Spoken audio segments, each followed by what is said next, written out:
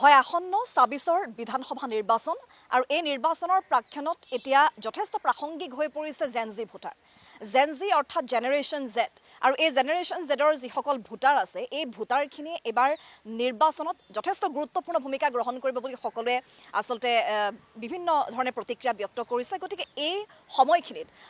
মই আহি উপস্থিত হৈছোঁ এয়া ঐতিহ্যমণ্ডিত কটন বিশ্ববিদ্যালয়ত আৰু কটন বিশ্ববিদ্যালয়ত বৰ্তমান অধ্যয়নৰত হৈ থকা যিসকল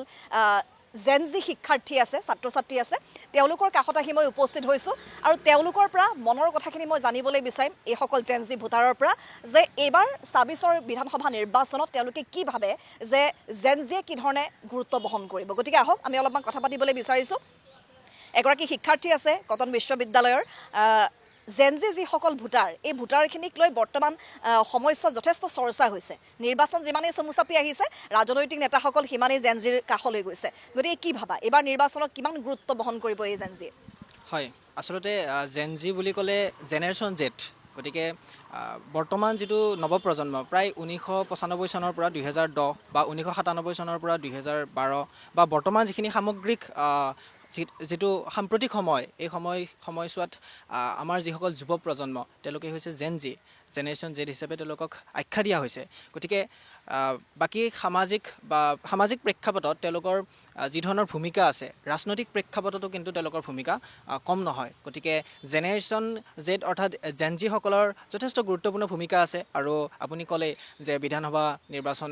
২৬ৰ নিৰ্বাচন সমাগত গতিকে জেনজিসকল উঠি পৰি লাগিছে আৰু দেখিবলৈ পোৱা গৈছে যে এইবাৰ প্ৰাৰ্থীত আমি দেখিছোঁ মৰিয়নীত যেনেকৈ ডক্টৰ জ্ঞানেশ্ৰী বৰাবাক তেওঁ ৰাইজৰ দলৰ পৰা উঠিছে তেওঁ এগৰাকী জেনজিৰ প্ৰতিনিধি বুলিয়ে ক'ব লাগিব বা চেণ্ট্ৰেল গুৱাহাটীত কুংকি চৌধুৰী হয় কুংকি চৌধুৰীবাৰ কথা ক'ব লাগিব মধ্য গুৱাহাটীত যেনেধৰণে অসম জাতীয় পৰিষদৰ পৰা তেওঁ উঠিছে গতিকে এইবাৰ দেখিবলৈ পোৱা গৈছে যে প্ৰত্যেক দলতে আচলতে জেনজিৰ পৰাও ভূমিকা ল'বৰ বাবে তেওঁলোকক প্ৰাৰ্থী হিচাপে দিয়া হৈছে যিসকল মানে বৰ্তমান সময়ত তেওঁলোকে আমাৰ নৱপ্ৰজন্মৰ প্ৰতিনিধি হিচাপে আচলতে আমাৰ অসমখনৰ যিটো সমস্যা বিভিন্ন সমস্যা আছে কিন্তু প্ৰতিবাৰেই চৰকাৰ আহে প্ৰতিবাৰেই চৰকাৰ সলনি হয় কিন্তু তেওঁলোকৰ যিটো আমাৰ মূল সমস্যাবোৰ কিন্তু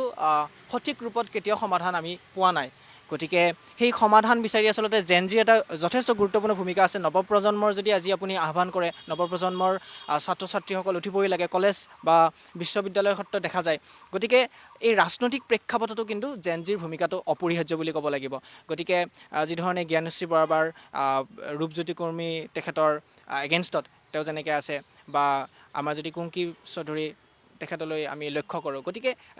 তেখেতসকলে আচলতে নৱপ্ৰজন্মৰ প্ৰতিনিধি হিচাপে আমি আশা কৰোঁ যে নৱপ্ৰজন্মৰ যিবোৰ সমস্যা আচলতে নৱপ্ৰজন্মক এবাৰ আহ্বান কৰিলে এবাৰ অনুৰোধ কৰিলে